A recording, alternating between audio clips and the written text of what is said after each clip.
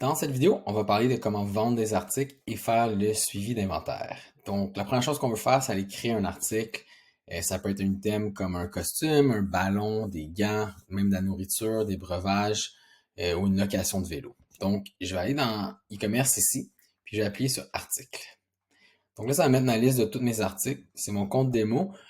Donc, j'ai deux articles. Mais vous, si vous avez rien encore, vous allez simplement appuyer sur plus, puis vous allez pouvoir créer votre premier article.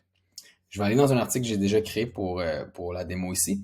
Donc, on a le nom, le maillot, le SKU qu'on va venir mettre ici. On va rajouter une courte description. Puis après ça, le type de suivi, c'est super important. Donc, est-ce qu'il y a un suivi? Aucun. Peut-être si c'est un article virtuel, c'est comme une vidéo ou un article, il n'y aurait pas nécessairement besoin d'avoir un suivi parce qu'ils vont le recevoir tout de suite. Si c'est une récupération, ça veut dire que la personne a acheté un article en ligne, il va venir le récupérer en gymnase. Donc, il faut faire le suivi du moment qu'elle a payé jusqu'au moment qu'on lui donne l'article. Puis le prêt, ben, c'est un peu la même chose, sauf que c'est un prêt, donc la personne doit nous le retourner.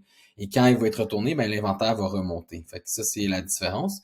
Dans le cas d'une récupération ici, ben, on va mettre un inventaire de 10, admettons. Et à chaque fois qu'on fait une vente, ben, il va descendre jusqu'à temps que vous venez le modifier quand vous recevez du nouveau stock, par exemple. On rajoute le prix, les taxes, les codes comptables. Puis on a différentes options comme permettre la modification du prix par un administrateur.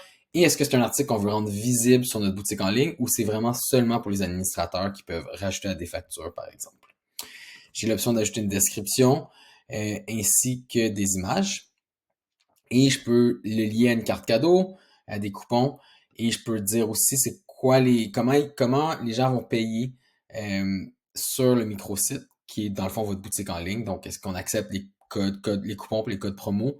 C'est quoi les options de paiement? Y a-t-il des paiements sur mesure? C'est quoi le formulaire d'achat? Donc, quelle information on va chercher sur la personne? Dans le cas d'une vente d'un maillot, ben, on a peut-être juste besoin du nom du courriel pour la facturation, mais une location de vélo, ben, il reste sûrement une décharge d'acceptation des risques. Fait que puis vous allez pouvoir le bâtir vos différents formulaires d'achat. Puis on peut aussi gérer les gabarits de communication. Donc, je vais venir sauvegarder ici. Et voilà, j'ai mes articles ici. Dans le fond, après ça, on peut aller voir les configurations de votre boutique en ligne. Donc, de quoi votre page dans le microsite. Nous autres, microsite, c'est la boutique en ligne. Ça va être la page de boutique en ligne. C'est quoi les permissions, comme qui a le droit d'aller voir la boutique en ligne. Fait que je peux mettre sur public, là, ça veut dire que tout le monde va pouvoir venir sur votre boutique en ligne. Et on peut rajouter des étiquettes pour les catégories. Donc, quand on va mettre des étiquettes sur les différents items, puis j'irai le mettre par la suite, on peut dire, hey, on veut rendre tous les articles avec ces étiquettes-là visibles aux clients, puis les autres, c'est juste visible aux administrateurs pour que ça soit fait à l'interne, la vente de certains articles, admettons. Le paiement, est-ce que c'est un paiement hors ligne? Est-ce que c'est un paiement par carte de crédit? Puis je parle un peu du formulaire de client. Fait que c'est lequel qui est le défaut pour tous les achats. Puis après ça, chaque item, on peut aller mettre un autre formulaire ou un autre type de communication. Puis on va pouvoir venir le connecter au lecteur Stripe. Puis ça, j'ai une autre vidéo pour le lecteur Stripe. Donc, je vais venir sauvegarder ici. Donc, voilà pour la création de nos items. Maintenant, il y a plusieurs façons de vendre ces items-là. Ça va toujours revenir au même inventaire. Ah, puis je vais juste vous montrer rapidement, c'est ici qu'on va rajouter une étiquette. Fait qu'on pourrait dire, je sais pas, gymnastique. Puis après ça, c'est ce qu'on va pouvoir filtrer pour retrouver. Mais aussi, ça va nous permettre de dire est-ce que cet item-là est visible par les clients ou seulement par les administrateurs. Donc, ce que je vais faire maintenant, c'est qu'on va aller voir de quoi ça a l'air. Donc, si j'appuie sur microsite, ça va m'amener directement à la boutique en ligne. Puis, ça m'a pris automatiquement, on voit l'option gymnastique que je viens de rajouter dans mes étiquettes. Donc, ça prend les étiquettes pour montrer les différents items. Si j'appuie sur ma boutique en ligne ici, encore une fois, ça m'amène à ma boutique en ligne. Et je peux appuyer sur plus pour aller m'acheter un maillot de gymnastique. Puis, ça me rajoute un petit timer pour ma caisse de sortie. Donc, j'appuie sur ma caisse de sortie ici. Et là, je peux venir acheter l'item. Donc, tout ce qu'on voit en orange, c'est juste les administrateurs qui peuvent faire les modifications. Votre client va pas le voir. Donc, j'appuie sur suivant. Puis là, après ça, c'est un formulaire d'achat. Fait que la personne va tout simplement rajouter son information ici pour, par la suite, aller à la prochaine page qui nous amène au paiement. Et là, la personne viendrait mettre sa carte de crédit. Là, clairement, j'ai pas connecté mon compte par carte de crédit. Fait que je peux le réserver parce que c'est un paiement hors ligne dans mon compte démo, mais c'est ici que la personne y adresse sa carte de crédit. Et si c'est un achat qui se fait au comptoir, bien, vous allez pouvoir aller voir un paiement administrateur.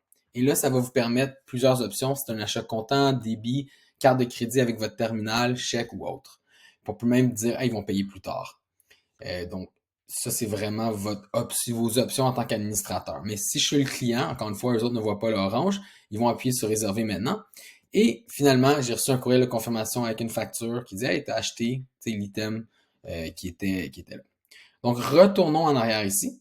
Je vais faire un refresh ici. Et ce qu'on va voir, c'est que mon inventaire vient de descendre à 9 parce qu'il y a eu un achat. Donc, ça, c'est une des façons de vendre. Puis, je vais aller dans la facturation pour le prêt par la suite. Je vais juste vous montrer aussi que, bien qu'on ait la boutique en ligne, mais c'est aussi possible d'aller mettre des items sur un formulaire. Donc, on peut avoir un formulaire d'achat où on peut juste ajouter certains items spécifiquement à l'inscription ou à un événement.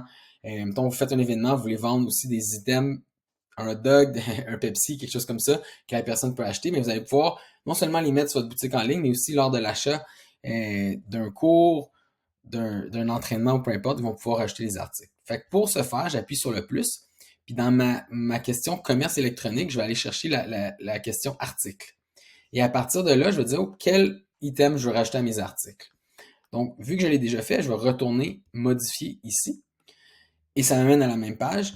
Donc, je peux cacher le libellé. Donc, ça veut dire que l'article ne va pas être là. Mais par contre, je pourrais le garder puis mettre une description. Je peux aussi dire, admettons, sur une inscription à un cours de gymnastique et le maillot est obligatoire, mais je peux aussi dire qu'il faut qu'il y en ait au moins un. Puis, mettons, maximum un. Fait que ce qui arrive, c'est que la personne, elle va s'inscrire à une formation, un événement, mais elle doit aussi payer pour un article de plus. Sinon, ben, on le garde à zéro, puis là, la personne, elle peut choisir ce qu'elle veut.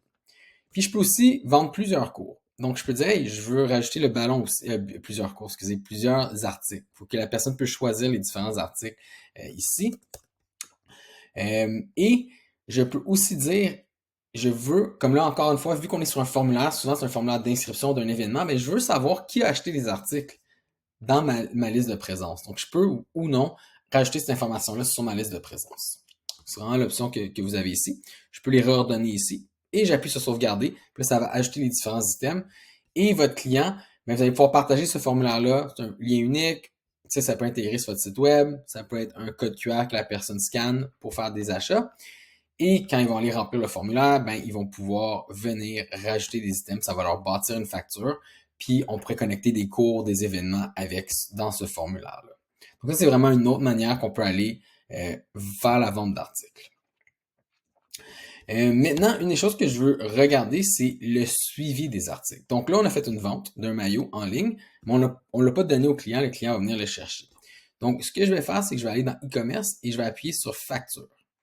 Et à partir de là, ça va me donner l'option là, je vois un peu les articles que j'ai fait dans mon compte démo. Mais si j'appuie sur le maillot que je viens de vendre, j'appuie dessus et on voit que ça n'a pas été payé, parce que c'était hors ligne, mais si ça avait été payé par carte de crédit, ça marquerait payé.